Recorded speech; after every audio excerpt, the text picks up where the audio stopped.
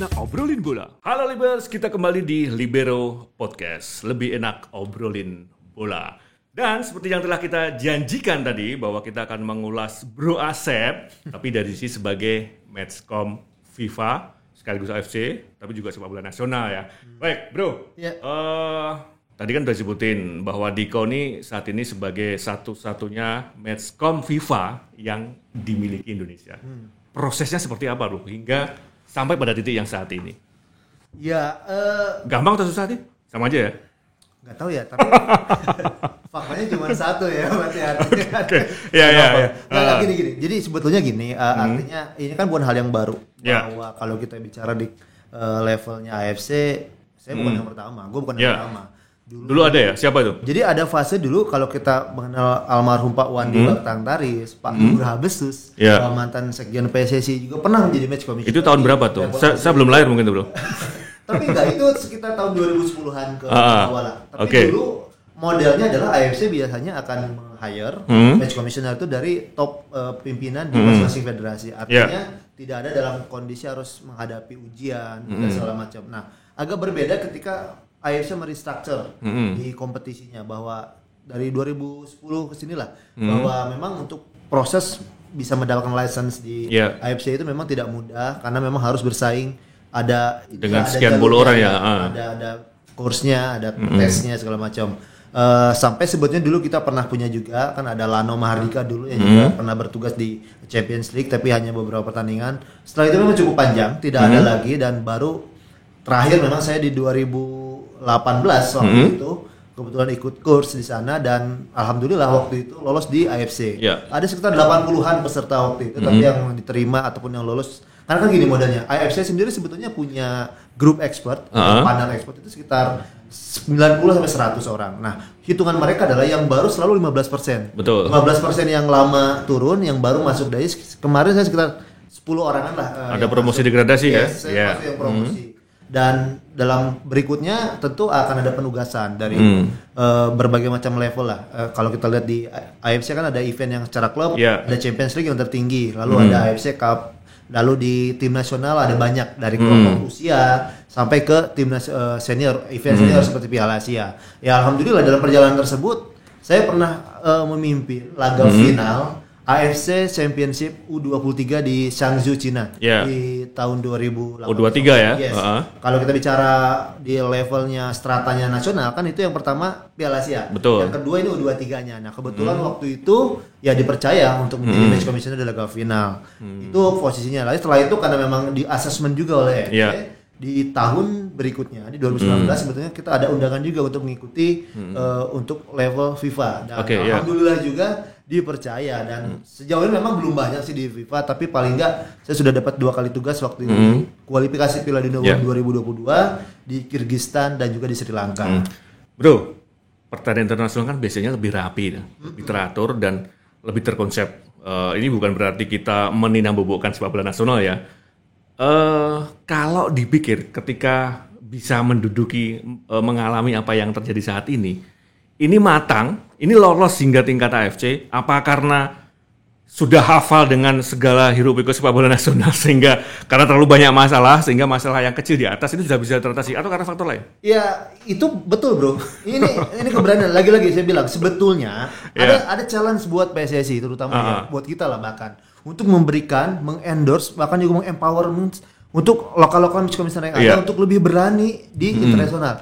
Karena tadi Bro Anip udah bener tuh, bahwa kalau dibilang matang ya enggak lah, karena gini, di sepak bola nggak ada yang betul-betul expert, karena setiap pertandingan, setiap event selalu ada masalah tersendiri, dan itu harus kerja secara tim. Nggak boleh ada yang klaim bahwa gue yang paling hebat, gue yang paling berpengalaman. Terkadang nih kita punya katakanlah 100 pertandingan, lalu besok ada event atau pertandingan, bisa jadi kita menemukan masalah yang baru dan belum tentu kita bisa menyelesaikan ketika sendiri. Nah, itu sebetulnya prinsip dasar. Artinya harus selalu terbuka terhadap hal-hal yang baru. Nah, kalau kita bicara tadi peluang tadi, sebetulnya gini, bahwa ada ruang yang sebetulnya modal besar buat Indonesia. Dibilang bahwa banyak masalah, dibilang banyak masalah dan segala macam kompleksitas, tapi betul itu menjadi modal, karena ketika tes katakanlah di level AFC ada beberapa hal kan sedikit ketika dalam tes pertanyaan. Sebetulnya kalau kita tes yang diberikan adalah kenyataan yang kita hadapi saat mengelola kompetisi di dalam negeri. Iya, blessing is disguise ya. Betul. Bahkan di beberapa negara yang tadi dibilang rapi, karena kalau kita bicara internasional, sebetulnya juga nggak secara luas juga internasional itu apa dulu. Kalau eventnya yang sudah dibalut oleh AFC atau FIFA, mungkin relatif ya. Tapi ketika laga sifatnya kualifikasi digelar di masing-masing negara, sebetulnya sama aja. Justru tantangannya menjadi sangat besar dan itu juga yang saya hadapi. Nah, tadi itu ketika bicara orang lebih berani dalam digojlok dalam masalah-masalah dalam negeri. Contoh di Muko ya. Contoh di Muko. Ya itu menjadi hal yang sebetulnya pengalaman berharga. Tinggal bagaimana berani sebetulnya membuka diri, mencari pengalaman, membuka diri dalam sepak bola yang lebih global. Bahwa contoh misalnya kita kan sering menerapkan regulasi-regulasi yang kita adopsi dari AFC atau dari FIFA yang strict. Sebetulnya ada filosofi dasar kenapa regulasi itu diterapkan. Apakah harus diterapkan seperti itu atau berbeda atau boleh. Nah, hal-hal itu sebetulnya yang harus terbuka dan baru bisa didapatkan ketika kita bergaul di dunia yang lebih global, termasuk juga dalam keberanian untuk bergaul di internasional. Karena kalau kita bicara kemampuan menyelesaikan masalah, sebetulnya jujur saja dari beberapa pengalaman teman-teman yang National Match Commissioner ataupun juga General Coordinator bisa melakukan itu, tetapi mungkin ada sedikit entah itu tidak percaya diri atau memang mungkin kesempatannya belum dibuka ruang sehingga ketika bersaing dengan person lain yang lain, itu akhirnya menjadi tidak terbuka. Sebenarnya matchcom di kita bisa diuntungkan dengan banyaknya masalah di sepak bola nasional kita bandingkan dengan yang lain, which is dengan yang di ASEAN atau dalam lebih luas Asia gitu kan. Nah, kalau ini harus fair ya, kita komparasi dengan negara lain dengan Thailand misalkan gitu ya. Jumlah matchcom yang berlisensi ke sana itu kan kita bisa dikatakan lebih sedikit ya. Iya. Kalau dari pengamatan selama ini, apa yang membuat kita kurang dalam hal itu? Faktor bahasa kah atau faktor lain yang selama ini terjadi? Ya, menurut saya pertama begini. Ini kan bicara aspek pertama adalah human resource-nya sendiri. Orang yang tersebut. Satu harus dibekali pengalaman, pengetahuan, keberanian. Salah satu atributnya kan adalah interpersonal skill, bagaimana kemampuan juga berkomunikasi dengan orang dari berbagai macam aspek dan juga background. Nah, sebetulnya ada dua hal. Yang pertama, sebetulnya bagaimana juga mengupgrade kemampuan diri, jelas. Dan salah satunya adalah bahasa. Yang kedua adalah kesempatan yang diberikan oleh federasinya sebetulnya seberapa besar. Tadi betul, Thailand punya banyak. Bahkan mungkin lebih dari 5 saat ini. Vietnam pun sama. Bahkan yang lucu, Kamboja jauh lebih awal dibandingkan kita. Myanmar jauh lebih awal daripada kita kalau kita bicara gebiar. Filipina punya beberapa match commissioner. Indonesia, sejujurnya saat ini baru saya dan juga Roni Suhatril yang dulu di PSSI itu yang lisensi AFC. Hanya 2 saat ini. FIFA hanya saya 1. Nah tadi bilang kalau bicara semata-mata bahasa sebetulnya enggak juga. Angkatan saya jujur aja saat saya masuk ke AFC, dari Australia itu ada banyak sehari-hari makanannya bahasa Inggris. Dari Singapura sehari-hari bahasa Inggris. Angkatan tahun berapa tuh? 60-an? 2018. Tetapi sebenarnya nggak semata-mata karena itu juga, tapi ada banyak aspek itu tadi, pengalaman dan keberanian dan juga atribut-atribut lain yang juga dibutuhkan. Sebetulnya ketika diberi ruang, katakanlah federasi kita memberikan ruang lebih, sebetulnya ada banyak peluang kok untuk kita lebih berbicara. Tidak hanya matchcom lah, mungkin juga wasit, atau juga mungkin pelatih dan lain-lain. Kalau melihat progres itu dan fakta dari bagaimana komparasi dengan negara lain di ASEAN, nah sebenarnya bro, yang merekomendasikan hingga pada proses mendapatkan lisensi AFC, ini dari yang bersangkutan atau ada rekomendasi dari federasi?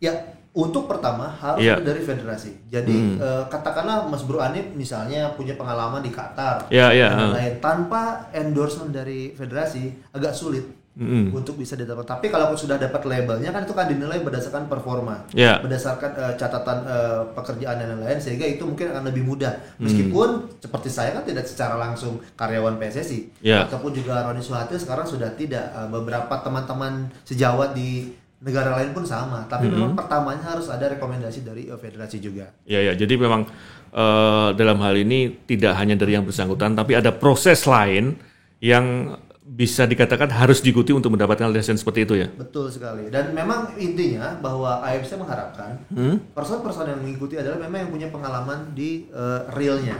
Bahwa kan berbeda ketika duduk di belakang meja dengan di lapangan. Bagaimana juga menyatukan, menyelaraskan pekerjaan dan juga tugas. Karena begini, mungkin belum semua tahu juga apa sih sebenarnya match commissioner, apa sih pekerjaannya, sejak kapan sih dia bertugas dan apa sih batasannya. Orang kan taunya pertandingan itu kalau nggak 2 tim maka ada wasit. Nah, tapi ilustrasi sederhana begini, ketika match day, kalau gue tanya Anip misalkan sebagai orang LIB media pasti akan pikiran bagaimana gue ngurusin medianya.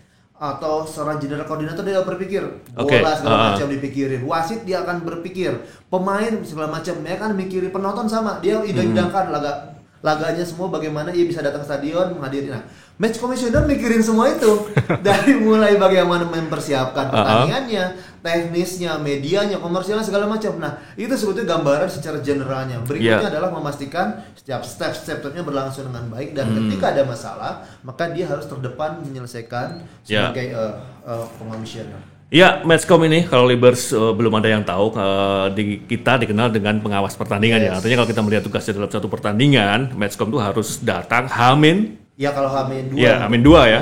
Jadi dia harus mengontrol semuanya, bagaimana kesiapan stadion, kemudian bagaimana proses latihan di awal, perhatian media sampai pertandingan, dan tanggung jawab dalam sisi pelaporan dan semuanya ketika ada satu case dalam satu pertandingan. Seperti itu, Bro? Betul. Dan jangan lupa ketika pertandingan selesai kan ada sisi administratif. Laporan itu yang valid, yang diakui adalah laporan dari match commissioner. Mediumnya kalau memang kompetisi itu kayak kita dari Liga 1 semuanya kan udah online. Match commissioner datang laporan H-2, H-1, hari H sampai semuanya by online. Udah nggak ada lagi dia chat tulis di kertas, di fax lagi kayak zaman dulu, udah nggak ada. Sekarang itu, dalam hitungan menit udah sampai ya? Harus sudah sampai. Dan itu hitungannya adalah tapi itulah yang hasil yang valid. Jadi kadang ada dispute kan. Mungkin wartawan nulis berbeda, media nulis berbeda, tapi yang diakui adalah apa yang dilakukan oleh match commissioner. Nah, sekarang kalau kita melihat kerja Matchcom di kita dengan di luar, apalagi kalau kita bandingkan dengan pertandingan di AFC, pasti ada sesuatu yang berbeda ya. Apalagi ini berkaitan dengan cuaca. Nah, pengalaman selama ini, Bro, ketika bertugas di luar, pernah nggak ada satu yang sampai sekarang cukup berkesan dan tidak pernah terjadi di Indonesia? Iya, kalau paling berkesan tidak pernah terjadi, yaitu sebetulnya achievement tertinggi saya ketika dipercaya menjadi match commissioner di final AFC Under 20. Berkesannya kemana, Bu? Pertama, itu adalah laga final. Walau bagaimanapun. Pride-nya di sana gitu kan. Pride satu pride. Tapi yang tidak normalnya apa? Ternyata bukan hanya pride. Ternyata waktu itu kan di Cina. Jadi di kota Changzhou itu sudah lama nggak turun salju. Bahkan sudah 3 tahun. Entah mengapa di laga final. Karena lu yang datang kali, Bro. Salju turun. Nah, ini menjadi luar biasa. Kenapa? Karena begini.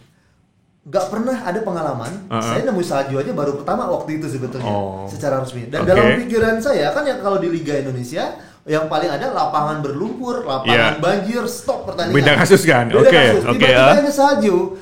Gue nggak tahu kalau di salju bola masih gelinding ternyata. Itu berikutnya adalah bagaimana juga kondisi infrastruktur.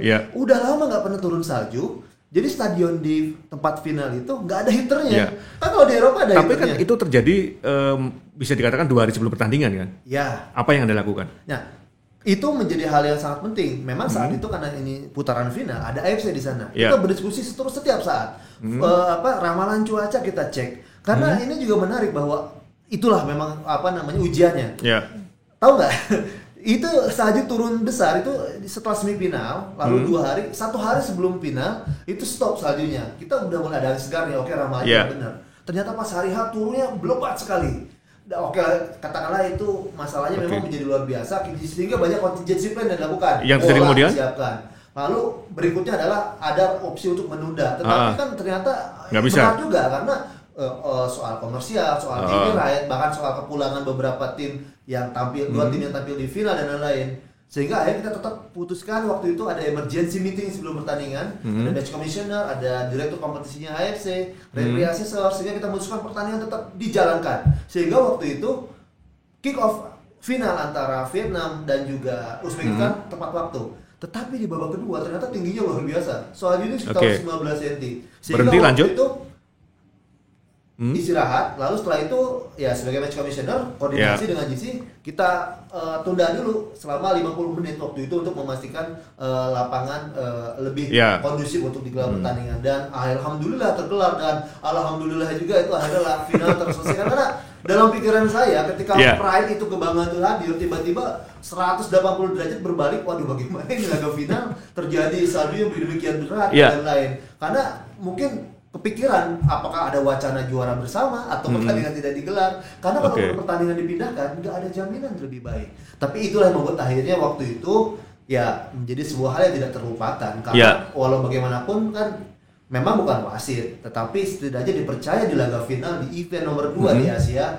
Menurut saya sebuah hal yang alhamdulillah terbayang terus sekarang. Oke, as a personal, apakah ada kemungkinan, pendapat pribadi gitu ya, juara pada saat itu ditentukan karena kondisi cuaca pada saat itu? Pengaruh?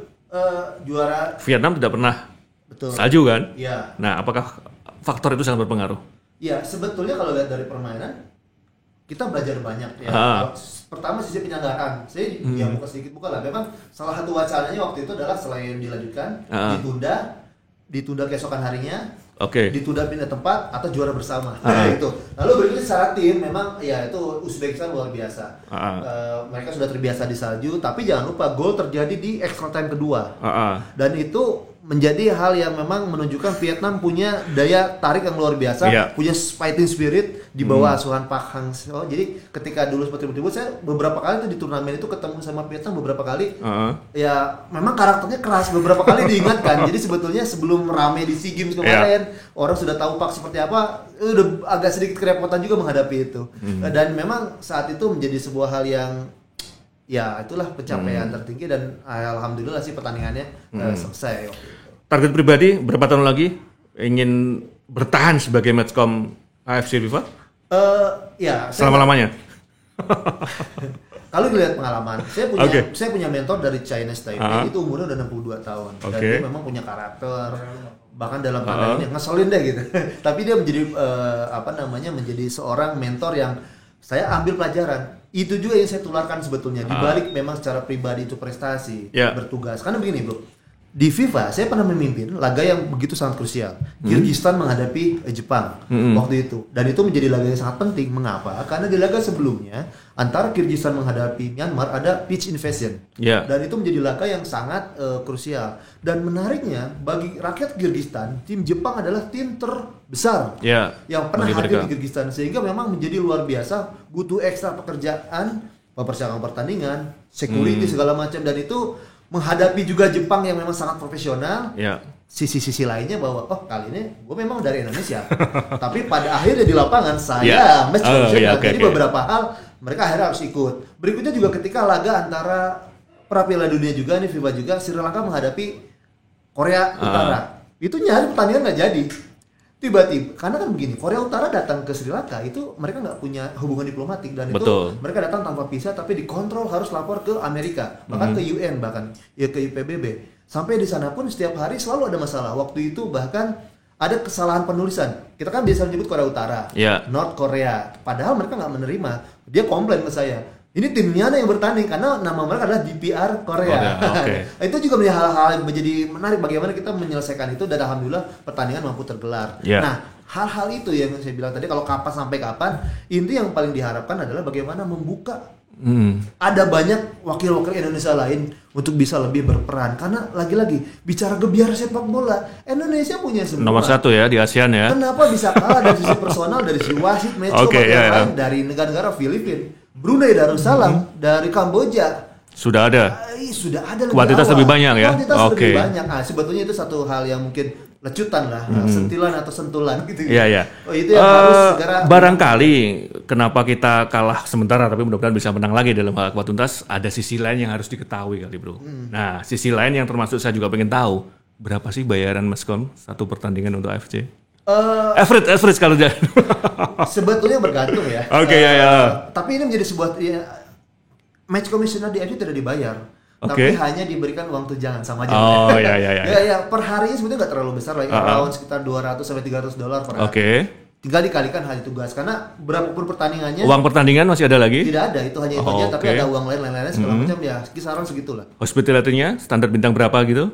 Itu bedanya. Kalau saya di Champions League, Oke. Ya baru kali ini saya merasakan across the world. Saya pernah ke Kazakhstan, ke Uzbekistan, penerbangan sampai 14 jam semuanya business class. Oke. Nah, itu sebuah hal yang memang diberikan oleh AFC Hotel bintang 5 dan itu memang hal-hal yang sebuah porsi bahwa yang datang adalah representatif dari AFC ataupun FIFA dan memang itu juga yang coba kita pelan-pelan yang kita aplikasikan di Indonesia sebetulnya meskipun memang belum dalam taraf tersebut. Jadi itu ya sisi lain yang sangat menarik dan ini banyak yang kurang begitu diketahui publik, Bro. Termasuk oleh rekan-rekan media sendiri, bahkan mereka menanyakan berapa sih fee yang didapatkan ketika memimpin pertandingan internasional dan tadi terjawab average $200 per hari kali berapa hari dia bertugas. Jadi bertugas itu dihitung sebelum berangkat, saat berangkat dan 1 hari setelah tugas. Iya. Gitu. Nah, dalam hal ini tentu konteks apa yang menjadi minat bagi rekan-rekan, terutama publik, penyuka sepak bola nasional. Tadi kita berbicara sisi lain dari pendapatan ya. Nah, kalau kita bandingkan dengan Matchcom di Indonesia, tentu sampean tahu banget ini kan. Berapa kira-kira fee yang didapatkan Matchcom dalam satu pertandingan di Indonesia? Ya, kalau Indonesia tertinggi, kalau kita hitung-hitungan di kompetisi liga itu sekali agak berbeda ya. Jadi kalau AFC FIFA kan ada daily allowance. Kalau ini memang ada uang tugas. Ya kisarannya sebetulnya saya bilang range aja sekitar 3 ke atas, tapi di bawah 5 lah itu. Jadi itu Libers pendapatan Matchcom di Indonesia di sepak bola kita 3 sampai 5 tergantung liga. Iya, satu pertandingan. Tapi itu belum termasuk ini ya, biaya hotel, akomodasi, transportasi semua ditanggung oleh operator ya. Yes. Saya sebenarnya tahu, Bro, tapi kan Libers harus tahu soal itu. Ya, artinya begini sebetulnya. Ketika Libers kan bingung, apa sih karir di sepak bola? Ketika orang bilang, aduh, gue nggak berbakat jadi pemain, lantas apakah harus jadi pelatih? Kan nggak mudah juga. Sebetulnya ada banyak jalan. Nah, ekosistem ini yang ingin kita bangun bahwa di sepak bola, satu mungkin orang bisa jadi klub di manajemen, tapi di penyelenggara pertandingan pun juga ada ruang sebetulnya. Dan itu ada banyak pihak, ada banyak hal sebetulnya. Contoh misalnya, kalau orang tahu kalau mau pertandingan ada yang pakai jas ke lapangan, berjalan dengan pemain, itu namanya general koordinator.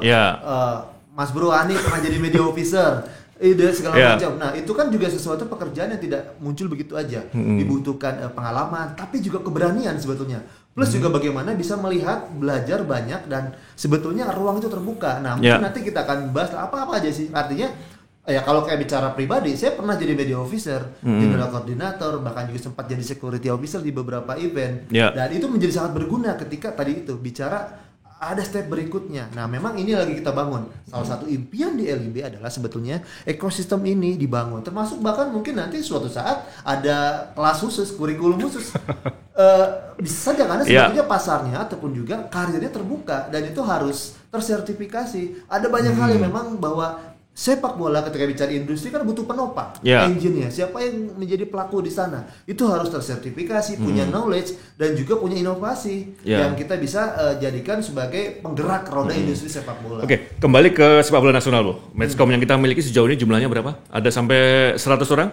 Iya, lebih sih sebetulnya karena gini, di level Liga 1 sendiri kita memang batasi untuk menjaga kualitas. Artinya di Liga 1 kita punya sekitar 20 sampai 30-an. Liga 2 juga sama. Tapi sebetulnya di lingkup Asprof, Askot itu juga cukup punya banyak. Sendiri ya? Punya mereka dan sebetulnya saat ini PSSI sedang melakukan re-engineering ataupun juga melakukan reformasi terkait bagaimana menetapkan standar yang baku, standar yang memang diperbarui sesuai dengan perkembangan zaman sehingga next-nya akan lebih terbuka ruang-ruang bagi mereka. Nah, ini satu pertanyaan menarik lagi, Bro. Kalau kita bicara soal Matchcom karir dan proses ya, kita tahu Matchcom ini idiom dengan mantan wasit dan sebagainya, kemudian beralih ke Matchcom gitu ya.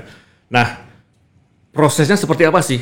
Seandainya orang yang tidak atau belum terlibat dengan sepak bola bisa mendaftarkan diri menjadi Matchcom, kemudian lolos seleksi, bisa memimpin di Matchcom Liga 1 dan Liga 2. Karena fakta menyebutkan, ini bukan fakta ya, tapi lebih pada anggapan publik, ada kotak Pandora di sana yang sulit tersentuh. Artinya ketika harus menjadi Matchcom, ya itu aja yang bisa masuk. Nah, sekarang misalkan kita tahu di luar ada banyak universitas yang membuka jurusan keolahragaan, ilmu olahraga dan sebagainya. Mereka tuh sebenarnya secara knowledge dan semuanya sangat memungkinkan, tapi tidak bisa masuk. Nah, proses di kita seperti apa? Ya, itu menarik tadi. Idiom yang tadi Mas Bro Ani katakan itu juga kita lihat bahwa kan gini, yang terpikir adalah bahwa setelah wasit pensiun, maka pilihannya berikutnya adalah kalau bicara sepak bola ya, dia akan jadi inspektur wasit atau referee asesor atau penilai wasit, jadi match commissioner atau tujuan yang kedua gitu. Nah, ini kan sebetulnya sudah terbangun. Ini bukan sesuatu kesalahan secara individu berhak siapapun, tapi dia mantan wasit menjadi match nilai plus, dia tahu aturan permainan. Tapi jangan lupa match commissioner itu harus memiliki atribut lain dan juga ruang lingkupnya kan gini, karena kalau bicara wasit dia hanya loss of the game di lapangan, tapi match commissioner semua dari sisi IT-nya, medianya, sisi teknisnya, komersialnya, semuanya harus tahu. Nah, sebetulnya itulah kalau kita lihat fasenya, dulu kan juga sebetulnya sudah bagus. Artinya ada dari level ASCAP, ASCOT, lalu naik ke ASPROP, lalu dengan jumlah memimpin tertentu sehingga ada ruang untuk ke nasional. Nah, tinggal sekarang bagaimana yang dilakukan adalah PSSI mencoba menilai itu, lalu mencoba melakukan sebuah reformasi sebetulnya. Satu tadi dibenahi dulu kurikulumnya, biar semua penyelenggara jelas, instrukturnya juga harus jelas, sehingga nanti dasarnya sama. Nah, siapa unsur yang boleh masuk sebetulnya tidak terbatas dari mantan wasit. Nah, menjadi sebuah hal yang menarik ketika ada dari sisi akademisi, karena begini, ada atribut banyak yang harus dimiliki. Contoh, dia harus punya kemampuan teknis yang baik secara individu, punya kemampuan komunikasi, manajerial, interpersonal skill, kemampuan IT, passion, dan juga semua passion salah satu, kemampuan sebagai problem solver juga di lapangan. Dan itu menjadi sangat penting, dan bagaimana knowledge dia juga harus bagus, karena yang dihadapi adalah masalah demi masalah. Kalau nggak ada masalah, buat apa ada match commissioner? Nah, dan kita selalu ada masalah ya. Betul, itulah yang sebetulnya intinya adalah bagaimana pekerjaan yang harus memang dimiliki. Nah, apa nilai plusnya dia itu tadi? Kalau dia mantan wasit, dia akan tahu seperti apa permainan. Tapi nggak tahu di situ, dia harus mau belajar juga hal yang lain, termasuk IT. Lalu juga kalau dia mantan pemain juga bagus, dia tahu psikologisnya tim, karena dalam kondisi tertentu dia akan menghadapi situasi pelatih protes, segala macam protes. Nah, hal-hal itu banyak. Nah, sebetulnya backgroundnya bisa apa aja, Bro Ande. Jadi media apalagi dia bahkan punya view yang sangat bagus, punya kacamatanya banyak ya. Oke. Tinggal itu tadi kurikulumnya jelas, sehingga prosesnya yang berikutnya adalah standarisasi sudah dilakukan oleh PSSI, maka nanti mungkin tetap jalurnya adalah mungkin ASCAP atau ASPRO membuat, lalu ada lisensi khusus match commissioner level-levelnya, lalu mereka dapat pengalaman bertugas. Selanjutnya adalah LIB ataupun PSSI juga harus membuka ruang tadi, presentasi menjadi sangat penting. Kotak Pandora tadi harus dibuat lebih fleksibel. AFC kita bisa ambil, mereka juga mengambil itu kan, dari 100% dia akan ada promosi degradasi, selalu ada ruang untuk itu. Nah, ini pula yang sama. Jadi image bahwa seolah kok itu aja, ya seharusnya sih tidak begitu, karena memang justru yang dibutuhkan adalah yang energik, yang punya kemampuan, yang supel, dan juga kemampuan manajerial. Itu sebetulnya. Bro, di lapangan, ini pendapat pribadi boleh kan? Gua pendapat sendiri boleh kan? Nah, kalau kita lihat level pemahaman, kemudian bagaimana dia menguasai secara keseluruhan, level matchcom ini kan beda-beda, bro. Ya, saya setuju kalau ada promosi dan degradasi. Nah, sejauh ini apa sih yang dilakukan oleh LIB untuk bisa mengupgrade atau menyamakan skill dari masing-masing matchcom ini? Dari sisi kita yang pertama sebetulnya bahwa sistem sendiri harus jelas bahwa memang kan yang punya match commissioner di Indonesia itu kan PSSI, ASPRO-nya masing-masing. Kita ini hanya sebagai operator yang membutuhkan satu itu, sehingga kita rekrut untuk menjadi representatif kita di pertandingan. Di situ kita menetapkan kualifikasinya, sehingga dalam komunikasi dengan PSSI yang menyaring mereka, yang mengambil lisensi, tapi kita juga tetap punya kebutuhan. Nah, di situ sebetulnya kita masuk. Artinya sebelum kompetisi kita melakukan refreshment juga, dan itu ada poin-poin apa sih kebutuhan kita, apa sih standar yang diinginkan. Nah, dalam konteks itu kita melakukan infiltrasi juga. Ini loh peran yang dibutuhkan, atribut apa sih yang dia harus dilakukan saat di lapangan. Begitu juga dalam perjalanan. Semua laporan pertandingan harus kan online dan lain-lain. Itu juga kita salah satu upaya kita mengangkat mereka sebetulnya. Bahkan di awal-awal ini cukup luar biasa, kita seperti menabrak sistem. Bahkan ya dari sisi usia pun banyak yang bapak-bapak yang mungkin match commissioner yang senior, tapi pada akhirnya mereka pun mulai bisa terbuka juga mengikuti perkembangan, dan akhirnya semuanya bisa melakukan itu dalam sisi pekerjaan administratif. Tapi ada hal-hal lain kan tadi, dan betul bahwa setiap pertandingan ada pengalaman tertentu. Nah, standar-standar cara-cara menangani itu yang kita juga ambil pelajaran, Okay. lalu kita akan gunakan sebagai evaluasi untuk meningkatkan mereka, dan kita selalu ambil referensi dari luar juga. Ini loh yang harus dilakukan dalam kondisi seperti apa. Yeah. Nah, mudah-mudahan dari situ sebetulnya mereka dengan dasar yang punya passion di sana, punya kemampuan yang sangat baik, akan meningkat performanya. Ya, artinya dalam hal ini kalau kita melihat dari banyak penjabaran tadi sebenarnya cukup terbuka peluang bagi publik, bagi teman-teman, bagi Libers untuk bisa merasakan, mencoba atau melihat secara keseluruhan bagaimana tugas Matchcom selama ini, termasuk dalam hal sisi lain yang saya pikir kalau melihat angkanya tadi sebenarnya tidak kalah jauh profesinya kalau kita bandingkan dengan yang lain, karena kita tahu bahwa ketika kompetisi bergulir nantinya ada sekitar 3 atau 4 pertandingan dalam 1 bulannya. Jadi dalam hal ini bukan hanya dari sisi itu yang diuntungkan, tapi ada hal lain yang saya pikir akan memberikan kontribusi dalam kualitas individu secara keseluruhan. Setuju belum seperti itu? Iya, setuju, dan pintu masuknya macam-macam. Ya. Gua ulang lagi tadi, ada banyak hal yang dilakukan. Sampai dari mulai dari LO misalnya. Ya. License officer, mau tim, perangkat, itu ada seninya tersendiri karena nggak mudah memanage itu. Atau di pertandingan yang lain banyak lah. Oke, bro, ini yang berkait dengan Matchcom. Nah, kita mau ngobrol soal LIB kedepannya dalam artian yang kita ketahui selama ini. Kita tahu ini salah satu program juga, Libero ini salah satu terobosan baru dari LIB di secara keseluruhan. Ini melibatkan bukan hanya dari kompetisi, tapi juga ada bisnis di sana, juga dari sisi media di sana. Nah, gambaran awal kenapa ini bisa muncul, bro? Kalau dari sisi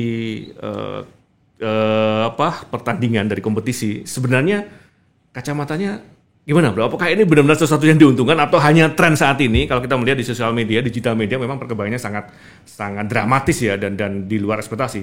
Dari sisi kompetisi, apa sih keuntungannya dengan adanya program podcast selama ini? Iya, kalau bicara keuntungan yang pasti ada keuntungan, bro, karena ini medium channel yang paling mudah menjangkau siapapun. Pecinta sepak bola, orang itu cuma mau tahu LIB, mau tahu Liga Indonesia, setidaknya ada cara. Ada media juga yang lebih membuat orang lebih mudah menggapai, lebih tertarik. Karena gini, kadang-kadang ada banyak channel yang kita punya, ada website, ada sosial media, ataupun ruangnya tapi kan juga terbatas. Sebetulnya channel lain yang bisa kita sampaikan, ataupun tidak harus hal-hal yang sifatnya kebijakan, data itu disampaikan dengan cara yang kaku. Dengan begini kan lebih mudah menjangkau sebetulnya.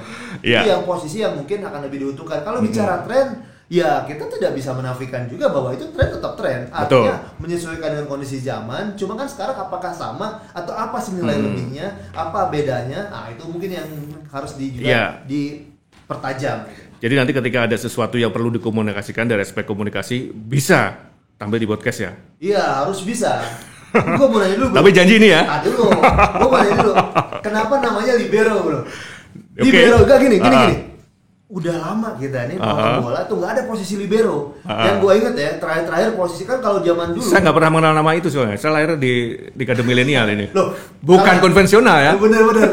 Kalau kita bicara posisi dulu, kita kan pernah ada satu masa formasi kita 352 semua. Ingat nggak? Waktu Kolek pegang timnas 2002, dia bingung. Dia punya pola 442, tapi di liga 352 semua. Udah gitu tiganya bukan tiga sejajar. Dua stopper, satu libero kan. Terakhir mungkin si Sugianto, Bejo, Jet Donalala, Yudi Kuncahyo, Robi Darwis. Sempat Aples Tecuari. Nah, setelah itu kan nggak pernah ada lagi posisi libero karena posisinya kan harus sama. Mungkin ada filosofi lain atau begini. Kan dulu katanya ada begini juga. Kalau ada libero ada dua stopper. Katanya dua stopper ini kalau misalkan dia jaga pemain kan bolanya dilepasin. Iya, artinya kadang-kadang katanya dia agak melemahkan. Jadi ada pemain di belakang gua gitu. Membuat si libero dia kerja keras. Atau ada filosofi lain, gue nggak tahu juga gitu. Kalau kita kembalikan pada aspek komunikasi, libero ini kan kalau kita melihat sebagai sosok pemain di belakang yang bisa build up. Nah, dari libero ini, saya yakin Libers nanti akan punya satu wacana, satu pemikiran bagaimana satu masalah itu bisa diawali, dikupas tuntas. Bukan hanya satu jawaban, tapi kita tahu proses awalnya. Itu yang harus diketahui oleh Libers selama ini, bahwa ada sisi yang kita yakin Libers nanti mendapat informasi yang tidak ada di saluran lain. Jadi kita tidak hanya mengulas sesuatu tentang kebijakan, tapi apa yang terjadi di balik fenomena satu peristiwa. Tonton terus di Libers nantinya. Setuju, bro? Masuk kan barang gue. Oke, terima kasih Bro Asep. Mudah-mudahan semuanya bisa berjalan dengan normal, bisa berjalan sesuai harapan kita dan menguntungkan banyak pihak, bukan hanya pelaku, tapi stakeholder sepak bola secara keseluruhan. Tentunya prioritas pada Libers yang pasti akan dapat informasi yang bermanfaat, informasi yang detail terhadap satu fakta dan fenomena di sepak bola Indonesia. Terima kasih Bro Asep, saya Depor Juni dan sampai bertemu di episode berikutnya.